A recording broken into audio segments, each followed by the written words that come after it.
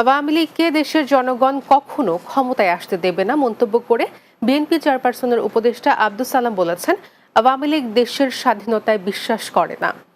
শুক্রবার সকালে রাজধানীর জিগাতলায় এগ্রিকালচারিস্ট অ্যাসোসিয়েশন অব বাংলাদেশের উদ্যোগে কৃষক থেকে সরাসরি ভোক্তা পর্যায়ে ন্যায্য মূল্যে নিত্য প্রয়োজনীয় পণ্য বিক্রির কৃষক বাজারের শুভ উদ্বোধন অনুষ্ঠানে প্রধান অতিথির বক্তব্যে তিনি এই কথা বলেন। এ সময় তিনি বলেন, রাজনীতিবিদরা তো নির্বাচনের কথা বলে, বিএনপি ক্ষমতার কথা চিন্তা করে না। খালেদা জিয়া দেশের রাজনীতির জন্য ক্ষমতা ছেড়ে দিয়েছিলেন। গত সরকারের আমলে শুধু আওয়ামী লীগের লোকজনের মাঝে ন্যায্য মূল্যে কার্ড বিতরণ করা হয়েছিল বলেও অভিযোগ করেন তিনি। মানুষ কখনো ক্ষমতা আসতে দেবে না।